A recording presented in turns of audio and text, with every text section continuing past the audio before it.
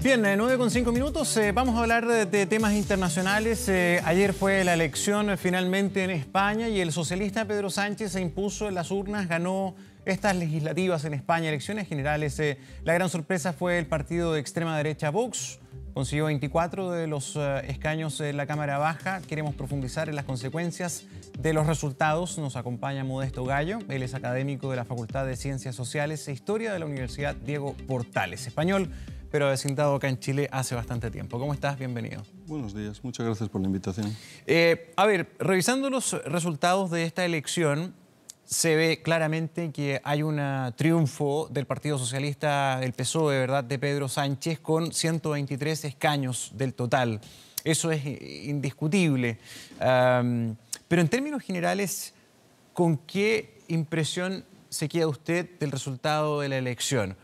¿Podría ser, por ejemplo, en alguna medida sorpresiva la debacle que tuvo su opositor, el Partido Popular de derecha? Sí, yo creo que hay varios temas importantes. Uno, la aparición de Vox. Se confirma. Claro. Los resultados lo venían anunciando las encuestas. Los resultados no son muy sorprendentes, pero Vox se confirma, está ahí.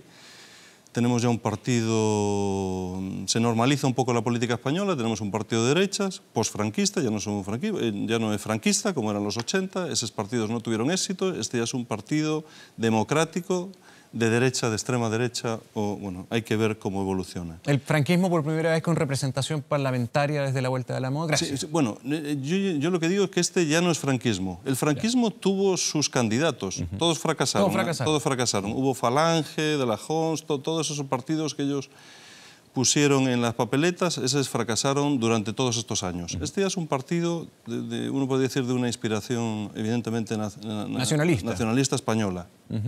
Hablamos de Vox. De Vox. Había una voz y eso se confirma. Ese es uno de los resultados. Otro resultado es, desde luego, que quedó, no sé cómo calificarlo, pero el enanismo del Partido Popular.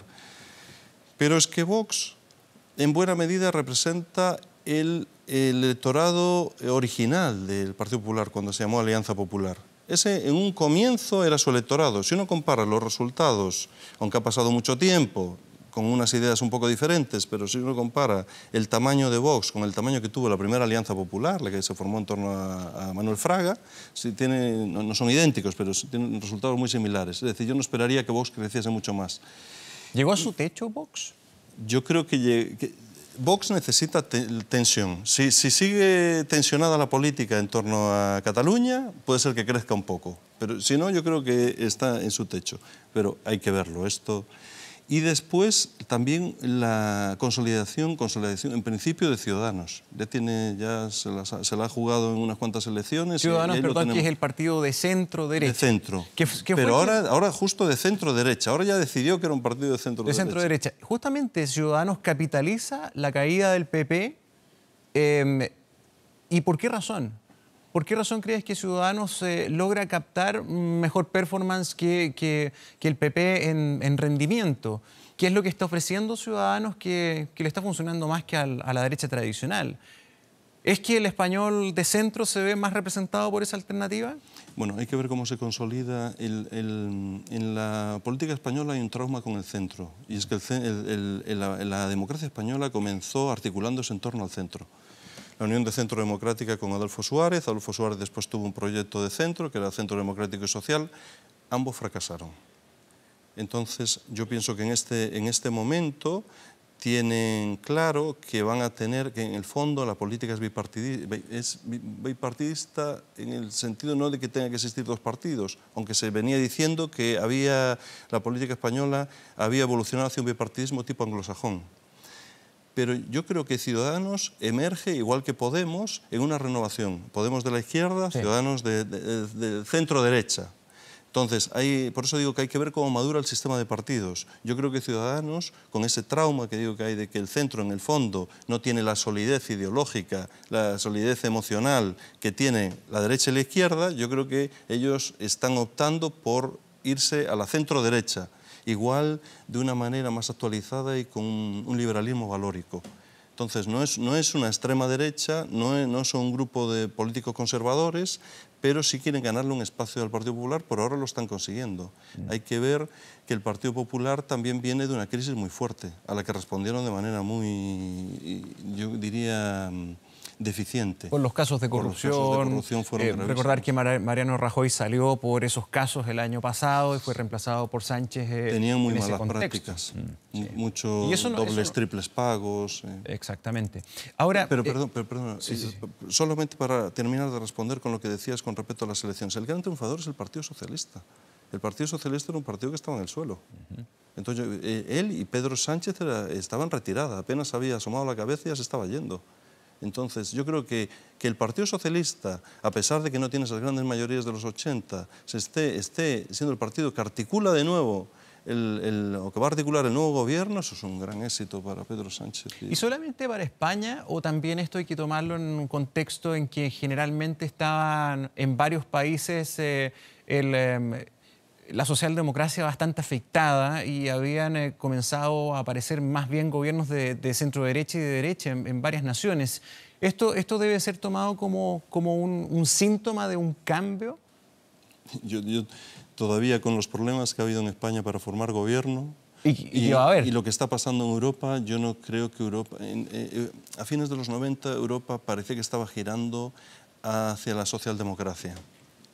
Una tercera vía, una socialdemocracia blanda, una socialdemocracia post-comunismo, pero a día de hoy yo veo una socialdemocracia muy complicada en Europa para llevar adelante esos programas que ponen en juego en las elecciones. Y en parte porque si uno mira los programas hay mucho gasto y hay poco, y no veo muchas vías de ingreso. Yo creo que por ahí tienen un problema las socialdemocracias. ¿Y cómo gana? Porque, de acuerdo, el triunfo del PSOE es indiscutible, es bastante contundente, pero ¿por qué gana una propuesta socialista en un contexto en que hoy todo lo que significan los programas de alto gasto, el bienestar, en fin, está sumamente criticado, está complicado? Sí, bueno, siempre es difícil responder porque así de manera muy simple, pero yo creo que la crisis de la derecha del Partido Popular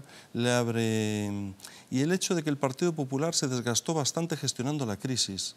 Entonces hay que decir que al Partido Socialista le vino muy bien salir del gobierno en su momento, en el 2011, porque el Partido Popular se tuvo que enfrentar en un momento muy duro de crisis. La derecha pagó el costo. En parte yo creo que pagó el costo, hay que ser honestos, pero también la crisis en España, el empobrecimiento de las familias, la movilidad descendente, hay una demanda también en España muy importante, una de renovación de la política, pero bueno, la representaba más Podemos, pero también una demanda de asistencialismo. Y yo creo que el Partido Socialista lo representa mejor, siendo un partido de cualquier manera moderado. A pesar de que el programa habla de igualdad de principio a fin, pero es un partido de políticas muy moderadas. Sí. Ahora, en todas estas cosas son multifactoriales, pero no solamente hablamos entonces de un mérito exclusivo del PSOE en este éxito, sino que también de ese costo que usted señala paga la derecha, en particular el Partido Popular, pero también del fenómeno de disgregación de la derecha.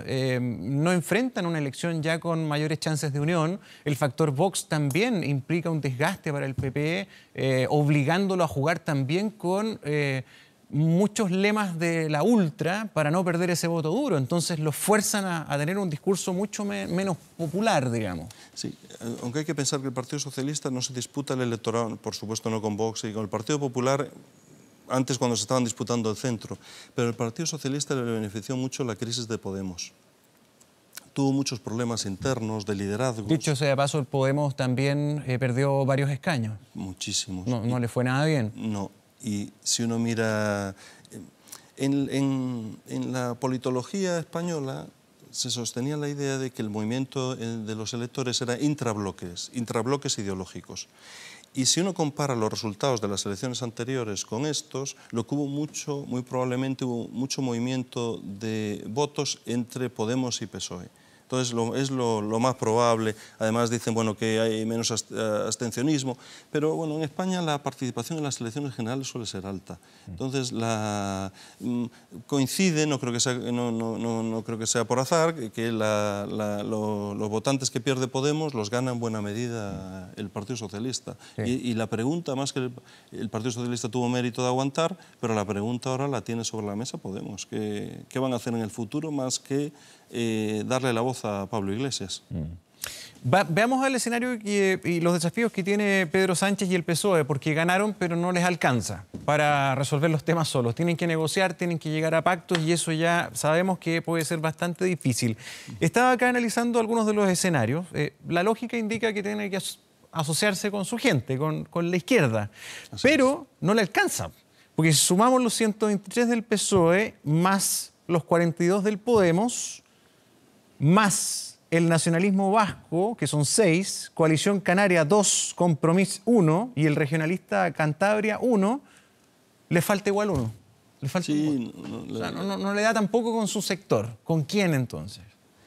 A ver, yo, por un lado, en las visiones bipartidistas existe ese ideal de que el partido que gobierna tenga mayoría absoluta. Entonces, o una coalición que la tenga. Para poder aprobar sus cosas en el Congreso.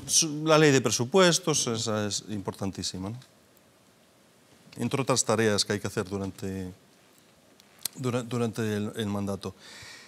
Pero desde los años 90, si bien ha habido muchos gobiernos mayoritarios, evidentemente la mayoría del Partido Socialista en los 80 era aplastante, pero muchos de los gobiernos desde los 90 han sido minoría, con apoyo ocasional, no entraron en el gobierno, que fueron invitados, con apoyo ocasional, sobre todo de los nacionalistas catalanes, lo moderado, lo que era CiU antes. Siempre fueron la bisagra.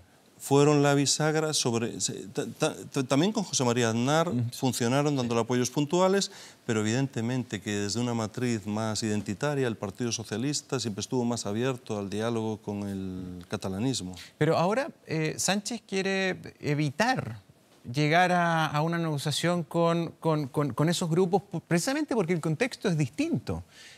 Antes no estaba sucediendo lo que está ocurriendo con los catalanes, en que la situación se ha ido crispando cada vez más y la presión por la independencia es un hecho. Sánchez ha dicho que en su gobierno eso no va a pasar, pero si tiene que negociar, ¿qué negocia con ellos? Sí, estamos en periodo electoral, se dicen unas cosas y después la realidad dice otras. Y la realidad dice que si España quiere tener futuro como la conocemos, como una España unida, hay que dialogar. Evidentemente que no va a hacer gobierno con Esquerra Republicana de Cataluña.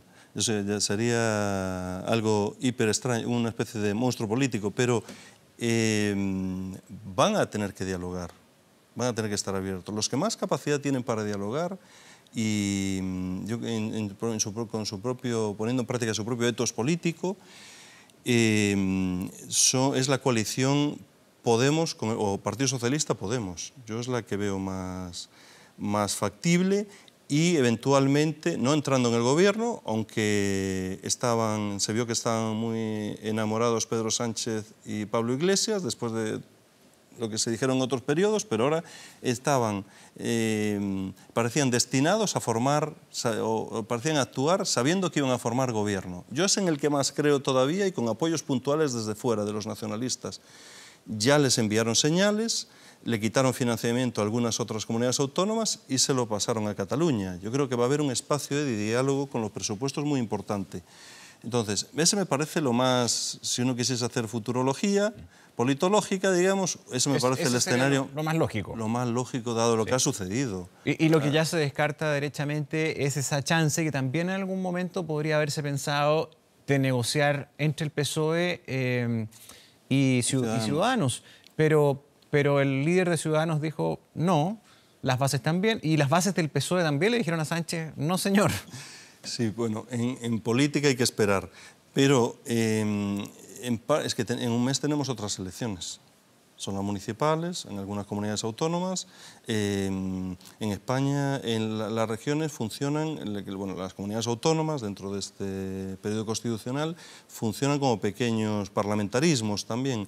Entonces hay que esperar y vienen al Parlamento Europeo. aunque en la participación probablemente sea más baja, el Parlamento Europeo, los ciudadanos no saben para qué sirve. ¿Y estas otras elecciones de qué manera pueden condicionar estas negociaciones? Porque yo pienso que Ciudadanos no creo que se quiera ver atrapado por el Partido Socialista. Entonces, yo creo que están intentando ganar la derecha. Entonces, y con la derecha coinciden mucho en términos de cómo enfrentar sobre todo el tema identitario. También temas de salud, una tarjeta única, que bueno, no, hay cosas que en parte existen y hay un juego un poco electoralista con los nombres, pero eso sí, Ciudadanos en términos valóricos está más próximo al Partido Socialista, yo diría. Aborto, eutanasia, temas de este tipo. Ciudadanos está más próximo.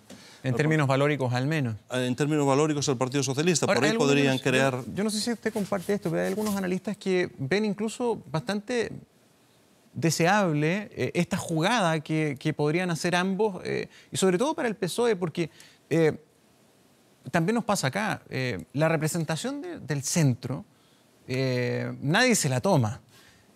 Y si se aliara el socialismo con ese sector de la centro-derecha, tal vez podrían ser una tremenda alternativa para todo ese mundo moderado español, y además quedarían con una mayoría indiscutible de como 180 escaños, si no me equivoco. Sí, es 180 y podrían formar gobierno. Y yo creo que al Partido Socialista no le viene mal ganarse ese centro. El problema es para Ciudadanos. El Partido Socialista le puede dar el abrazo del oso. Entonces, Ciudadanos no se puede y no quieren diluirse entre el Partido Popular justamente y el Partido Socialista, que es ese centro el que había desaparecido. El Centro Democrático Social intentó disputarse ese espacio hasta comienzos de los años 90 y después dio las vueltas un tiempo más como unas siglas electorales pero sin ningún apoyo. Entonces, Albert Rivera y sus acompañantes... Líder de Ciudadanos. Sí, el líder de Ciudadanos, saben perfectamente que si no se gana en un espacio electoral más consolidado dentro de la cultura política española, salvo que la cultura política española evolucionase algo así como la alemana y hubiese un partido liberal en el centro, y eso tuviese sus votantes y pareciese un proyecto sólido de futuro. Pero Albert Rivera, y también le pasa a Pablo Iglesias, está mirando el futuro, tienen un electorado más joven. Pablo Iglesias de Podemos. Pablo Iglesias de Podemos, ¿no? Es que Ciudadanos y Podemos representan un poco, o quieren representar la renovación de la política. Entonces también todo el panel eran políticos muy jóvenes. Jóvenes, sí. Entonces ellos están mirando sus carreras para los próximos 20 años. Entonces, yo creo que por ahí va a tener dificultades Ciudadanos y quizás en unas conversaciones en las que Ciudadanos mostrase que el color naranja, por decirlo así, que es el que utilizan, el que pesase mucho en el gobierno, consiguiesen ministerios importantes, pero yo no veo cómo podrían enfrentar el tema catalán Ciudadanos con el Partido Socialista. Tendrían ellos que aclararnos al resto de los españoles qué es lo que van a hacer. Sí. Yo todavía no lo sé, con el programa electoral en la mano no lo sé. Es poco probable que ocurra esa mezcla. Es poco probable. Ahora, ¿qué otros desafíos, además de este tremendo lío que es formar un gobierno, ¿verdad? Para Sánchez. Pero ¿qué otros desafíos tiene este gobierno de Sánchez, quien se mantendría en el gobierno si es que es investido? A ver, además del tema de la independencia, el tema económico. España le ha ido mejor, está creciendo un poquito más que el promedio de la Unión Europea, pero igual sigue con problemas estructurales graves como la tasa de desempleo, que en abril fue de 14%, que habla de una crisis económica que no ha cicatrizado para nada. Sí, ya como uno se va haciendo mayor, y yo ya viví muchas crisis en España. Una cosa es la imagen que tienes desde fuera, otra cosa desde dentro. Yo desde niño viví un país en el que siempre había alguna crisis. El 15% de desempleo es histórico. Eso los españoles están acostumbrados. Entonces la mentalidad también de los españoles es tratar de conseguir un trabajo lo antes posible, también para sus hijos, y que por fin puedan confirmar que van a hacer sus vidas en el país. Yo creo que bajar el mercado laboral español siempre se decía que era dual. Los que estaban dentro estaban muy bien, con muy buenas condiciones, pero los que estaban fuera estaban un poco abandonados. El estado de bienestar tampoco era tan bueno como el alemán, el francés, no digamos los países nórdicos. Entonces, ellos tienen una serie de propuestas para avanzar en el tema del estado de bienestar, volver sobre la ley de dependencia, pero yo lo que veo como desafío realmente es cómo lo van a financiar todo. En principio uno simpatiza con muchas de las cosas, los impuestos siguen siendo bastante altos frente a la derecha que quiere bajarlos para, bueno, con esta política de generar empleo. Desde la izquierda siempre el empleo en parte se genera desde el Estado. Yo creo que el desafío es verdaderamente bajar esas cifras. ¿Y cómo lo van a conseguir? Y después que en España está pasando otra cosa que es muy importante, que es el deterioro de las condiciones laborales. No solamente es que el que está dentro está bien, las condiciones laborales, incluso salariales, se han deteriorado muchísimo. Entonces, enfrentar ese escenario, Albert Rivera decía, todos con contrato indefinido, bueno, hay que ver con qué salarios también, pero la vida es relativamente cara, o se ha seguido encareciendo, no la vivienda en buena medida, pero cómo enfrentar este deterioro de las condiciones laborales, salariales, de esta movilidad descendente tan masiva que ha habido en España y en otros países, pero en España es muy importante. Cómo plantearle a las familias que tienen un futuro, cómo animarlas a tener hijos. Hay una tasa de natalidad que está por el suelo. Bueno, son muchos desafíos que no le corresponden solo al gobierno de Pedro Sánchez. Sí. Ahora, la estabilidad es deseable para subsanar cualquiera de estos desafíos. Para eso, en primer lugar, lograr formar gobierno, investir a un presidente. ¿Cuál es tu proyección en torno? Bueno, yo sé que no tienes bola de cristal, pero ¿cuán difícil va a ser esto? Porque entiendo que también habría una solución que está consagrada en la Constitución española que permite en 48 horas hacer una nueva votación para poder lograr la investidura por mayoría simple.